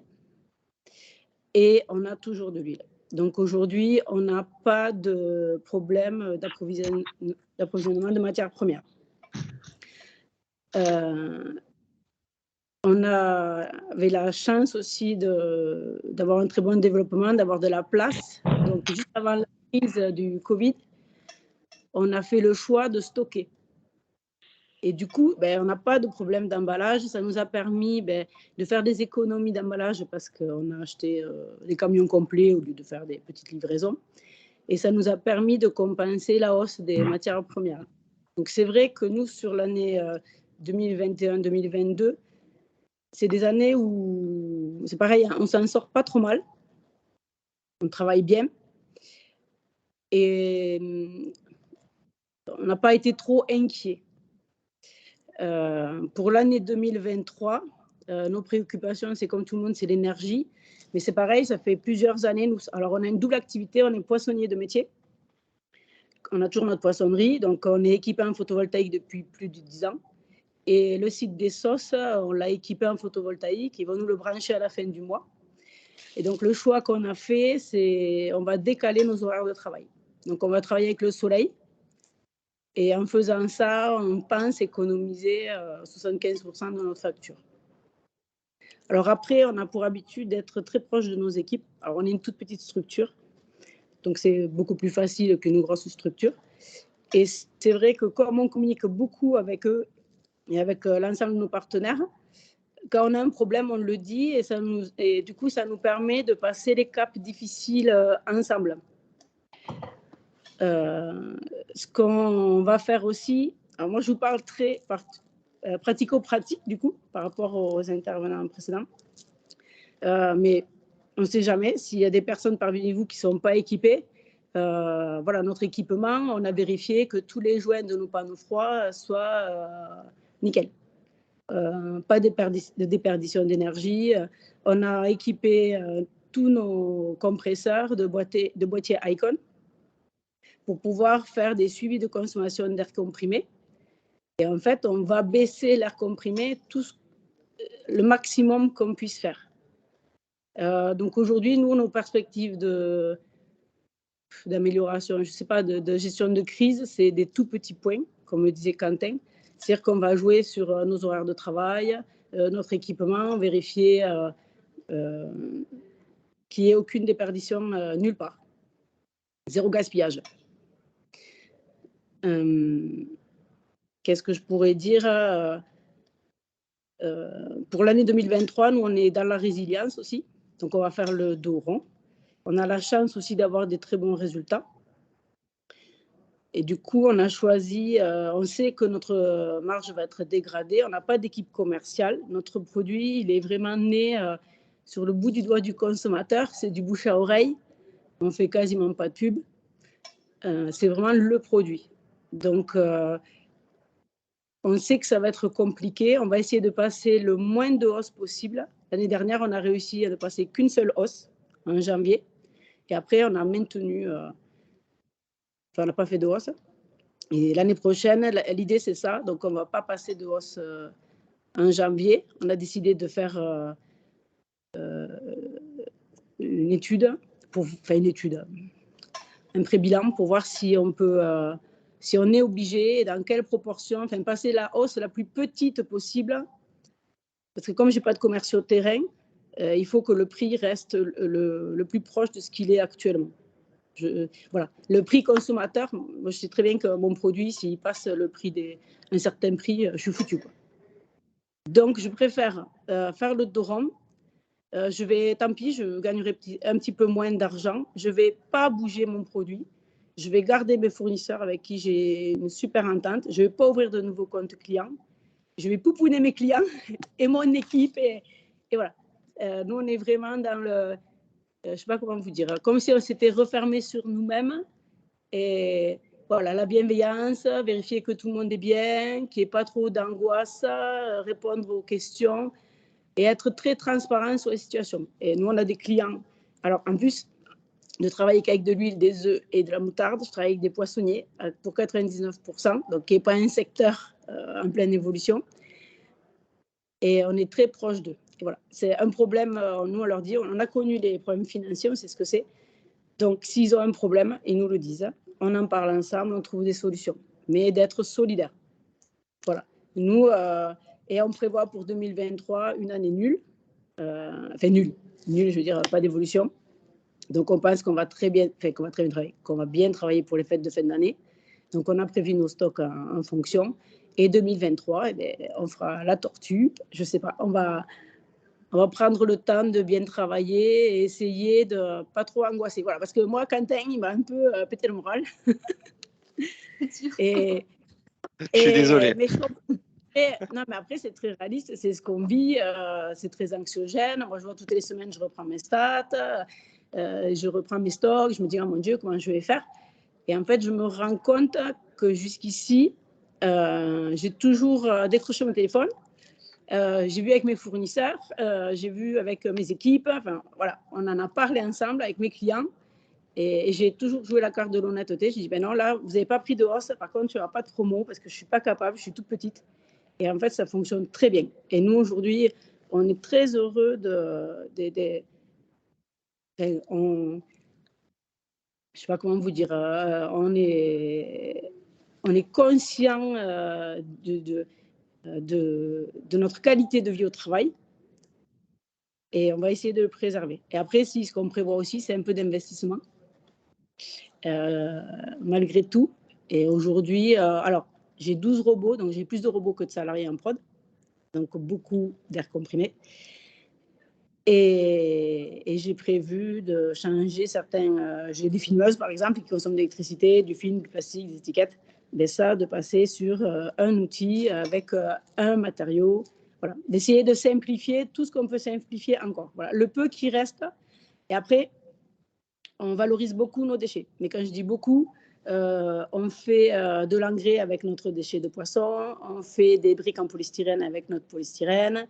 On fait des balles de carton avec notre carton, on fait des balles de plastique avec nos plastiques, on trie nos plastiques par catégorie de plastique, on valorise même le silicone des étiquettes, tous nos seaux de moutarde, soit on travaille avec des associations d'agriculteurs, hein, soit enfin, on a aussi une filière. Voilà, on valorise et on économise tout ce qu'on peut économiser. Donc, chez nous, il n'y a pas de sac plastique, par exemple, dans la poubelle. On récupère, enfin, vous avez tous des cartons avec, vous recevez vos emballages primaires dans un plastique. Et ce plastique, nous, on s'en sert comme sac plastique, sac poubelle. Donc, voilà.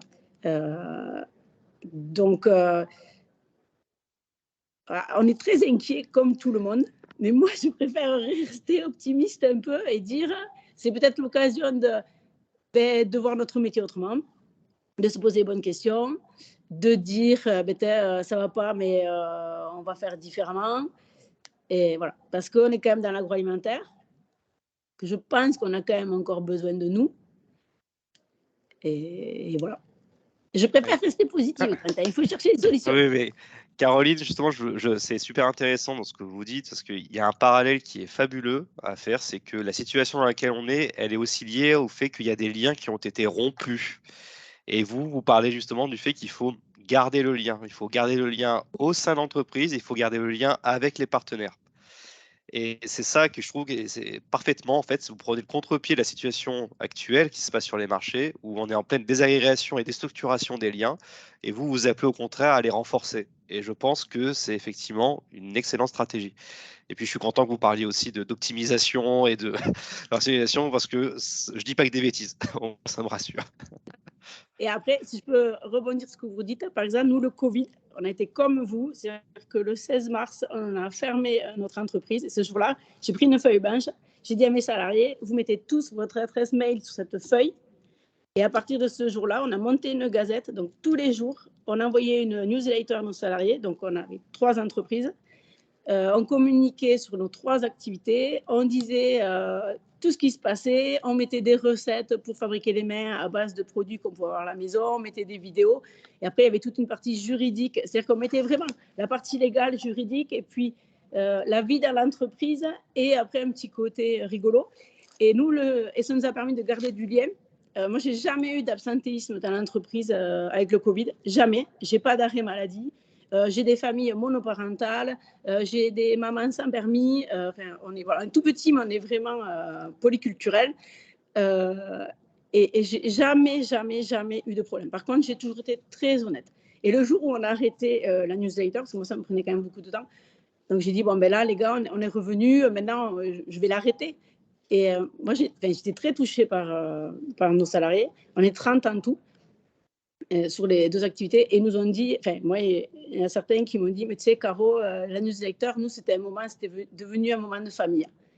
Pendant le Covid, c'était voilà, on le savait, entre telle heure et telle heure, on allait avoir une newsletter, on allait sortir de chez nous et c'était super agréable. Et ça, c'est voilà, meilleure récompense, c'est ça, c'est quand vous sentez que vous avez créé du lien. Et moi, aujourd'hui, mon équipe, enfin, je suis super fière, je suis super contente. Il n'y a jamais personne qui nous lâche, les fournisseurs, jamais une rupture, jamais. Mon jaune d'œuf, ma moutarde et mon huile, enfin, vraiment les pires ingrédients j'ai aujourd'hui. Et j'ai jamais été lâchée. Voilà. Et ça, je pense que c'est voilà. De l'espoir. Merci Caroline. Merci pour votre témoignage, parce que c'est vrai qu'on vit une période un peu difficile. Après, vous risquez d'avoir des coups de téléphone parce que vous remontez le moral, là, c'est bien. On va partir plus positif. Il faut, parce qu'on traverse tous les mêmes épreuves et on voit tous la télé, la radio avec des informations absolument horribles. Et du coup, on se dit, mais mon Dieu, mais qu'est-ce que je vais faire? Et moi, je vais comme vous. Et sauf que quand je vois mes ventes et comment je travaille, je me dis, mais attends, mais en fait, c'est pas la cata. C'est compliqué, mais c'est pas la cata. Et donc, du coup, voilà, non, il faut réussir à trouver l'énergie pour se reposer des bonnes questions, mais de façon sereine. Et ça, c'est le plus difficile. Bon, ben merci beaucoup, Caroline. Alors, on a une main levée. Question, justement. Oui, voilà. Xavier. Oui, bonjour. Ma question s'adresse à Caroline. Je vous écoute avec grand intérêt. J'ai juste une question concernant les politiques de rémunération des salariés. Voilà, comment ça se passe en ce moment dans votre entreprise? Personne n'est sans savoir que depuis le mois d'octobre 2021, le SMIC a pris 8% à août 2022. Alors, en ce qui nous concerne, moi, j'ai aucun salarié qui est payé au SMIC, bien au contraire. En revanche, le SMIC prenant 8%, évidemment, l'écart qui était important tend à se réduire. Je voulais savoir comment vous avez géré ça, vous, en interne, si toutefois vous êtes concerné. Alors, nous on n'est que 18, donc... mais alors, j'ai des 14, petits salaires. Ah, bon, mais voilà, on est pareil. Et alors, par contre, nous, on a toujours partagé. Ça fait... quand on est dans la poissonnerie, avant qu'on ait les sauces, on a toujours partagé. Donc, alors, nous, on a le salaire, on a les tickets resto, on a les tickets vacances, on a un plan d'intéressement et qu'on a... Alors, je ne vais pas vous cacher qu'on a fait intéressant. À un moment donné, le salarié, il voit que ça fonctionne, que ça marche bien pour vous. Donc, nous, on ne se voit pas ne pas rétribuer nos salariés. Voilà. Nos salariés, c'est vraiment le prolongement de nous-mêmes. Moi, je leur dis, je veux bien, on est un train, je suis la locomotive, vous êtes les wagons. Moi, sans vous, locomotive sans vous, je ne sers à rien. Des wagons sans locomotive, vous ne servez à rien non plus. Donc, le mieux, c'est on va tous ensemble sur le rail, voilà, tous dans le même sens, on partage le gâteau, voilà. On partage nos misères, on partage nos moments de joie. Voilà, nous, on fait les anniversaires, on fait des grailloux, voilà, tout le monde est au courant de tout. Voilà, on se fait des blagues. C'est vraiment du partage. S'il y en a un qui est dans la peine, nous, on a eu adapté les horaires parce qu'on avait un salarié qui avait un changement familial. On l'a accompagné. Ça ne sert à rien, le gars, il ne va pas bien. Déjà, vous n'allez pas lui taper dessus. Il ne va pas bien, il faut mieux essayer de comprendre ce qui va. Donc, on fait tout ce qu'on peut pour aider nos salariés, tout ce qu'on peut. Chaque fois qu'on peut mettre en place quelque chose, là, la prime Macron, là, on l'a eu déjà faite.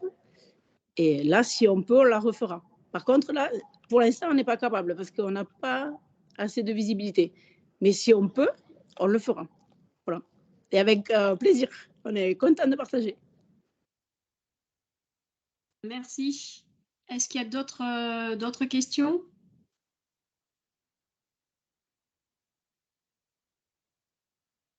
Non, je pense que...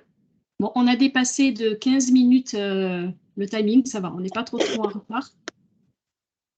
On vous fera parvenir la présentation, vous aurez le support, comme ça vous pourrez également le voir. Le webinaire a été enregistré, donc si vous souhaitez avoir l'enregistrement, voilà, vous pouvez nous contacter. Comme ça va être un fichier assez lourd, voilà, on va peut-être pas l'envoyer par mail comme ça. Donc, je voulais juste faire une petite précision sur l'énergie. Pardon, oui. Cathy et Marianne, Oui. le webinaire, vous pouvez le rediffuser sur le site Contrat agroalimentaire. Ah ben parfait. Ce serait Merci parfait. Oui. beaucoup Alix pour l'info. Voilà, tu peux demander à Sandrine, Marianne, elle va te faire ça. Voilà, mais parfait, écoute, on fera ça. Donc, vous pourrez retrouver effectivement donc, le webinaire sur le site du contrat agro. Et comme ça vous permettra aussi d'aller voir les différentes actions qui sont menées dans le cadre de ce contrat. Voilà, juste énergie, je voulais juste rajouter que hier, on a diffusé, nous, Réa a diffusé une spéciale énergie. Donc, si vous ne l'avez pas reçu, n'hésitez pas, puisqu'on a mis en place un appel d'offres pour justement mutualiser l'énergie. Donc, voilà, si vous ne l'avez pas reçu, si ça vous intéresse, vous m'envoyez un mail donc, à Cathy Grassi et je me ferai un plaisir de vous la renvoyer. Voilà, je ne sais pas s'il y a d'autres questions. Non. Marianne? Il y a encore plein de questions, mais du coup, pas écrites. En tout cas, je pense qu'on ne part pas avec toutes les réponses. Voilà. Exactement. Oui, on va essayer de maintenir le lien. Il y aura un autre webinaire organisé en fin d'année dans le cadre de cette action du contrat agroalimentaire qui visera plus à mettre en avant les filières équitables, enfin, alors, pas forcément dans le sens commerce équitable, mais on va dire les filières qui réfléchissent leurs appros sur la région Occitanie. Avec des exemples, des témoignages de filières qui se sont structurées, d'entreprises qui ont structuré leurs appros régionales. Voilà, n'hésitez pas à nous contacter si vous avez des questions. Vous aurez le contact des intervenants aussi dans le support envoyé. Merci à tous. Et puis bon, désolé pour les 20 minutes de retard. Alors, merci. Au revoir. Au revoir à tous. Au revoir. Au revoir, merci. Au revoir et merci.